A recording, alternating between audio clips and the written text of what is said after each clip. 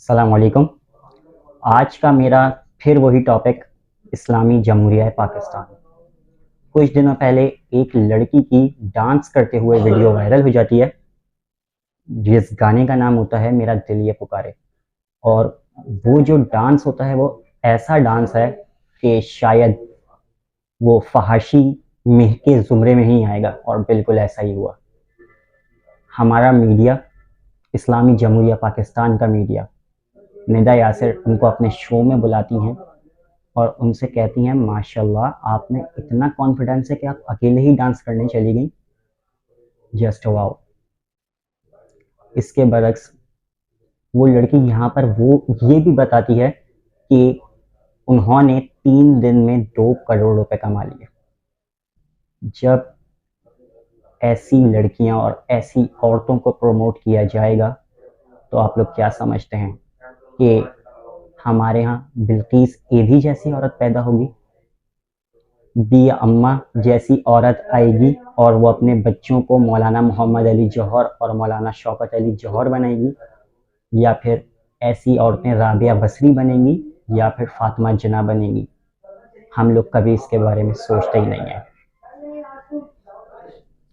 हमारे यहाँ morning shows में और डिफरेंट टीवी चैनल्स में उनको क्यों नहीं बुलाया जाता कि एक लड़का, जब ये वाली वीडियो डांस की वायरल हो रही थी तो लाहौर की यूनिवर्सिटी का एक लड़का MBBS के 5 सालों में 29 गोल्ड मेडल्स लेकर आता है, लेकिन उसको कोई सपोर्ट नहीं करता। इसी तरह एक और लड़का हारून अली O&A लेवल्स में 87 A's लाता है और वर्ल्ड रिकॉर्ड बनाता है, लेकिन उसको भी कोई प्रमोट नहीं करता। इसके बरक्स हम लोग प्रमोट किसे करते हैं कि पीछे तो देखो वाला बच्चा, हम उसको प्रमोट करते हैं, उसको एक ब्रांड बनाते हैं, जबकि वो बदतहजीब और बदतमीज़ बच्चा है, लेकिन हम लोग उसको प्रमोट करते हैं। हम लोग किस तरफ जा रहे हैं, हमारा माशरा किस तरफ जा रहा है, किसी को कुछ नहीं मालूम। जबकि यहाँ पर एक बच्चा हारिस खान, जो कि यंगेस्ट स्मार्टफोन डेवलपर, सिर्फ 11 साल की उम्र में, हम लोग उसको भी प्रमोट नहीं करते। एक और बच्चा साद अली, वो पाकिस्तान का पहला फार्मूला 1 का ड्राइवर और विनर, हम लोग उसको भी प्रमोट नहीं करते।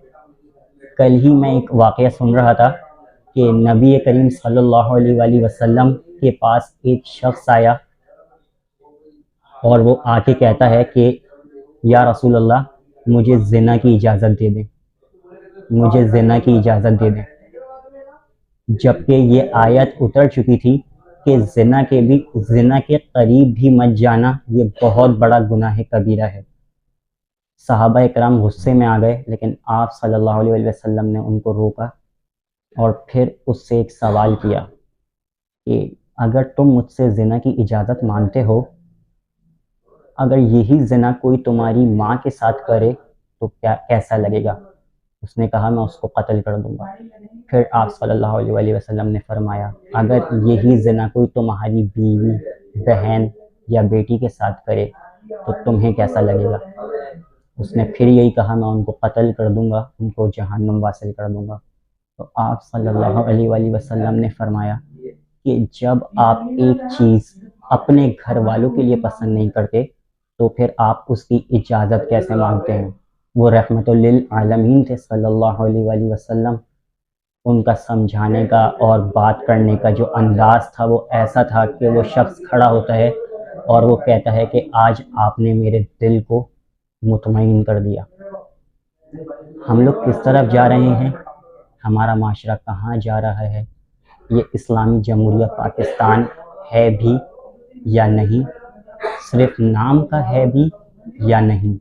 हमारे यहाँ टिकटॉकर्स मशहूर हो जाते हैं, वायरल हो जाते हैं, और जो जितनी बेहयाई फैलाता है वो वायरल हो जाता है, वो मशहूर हो जाता है।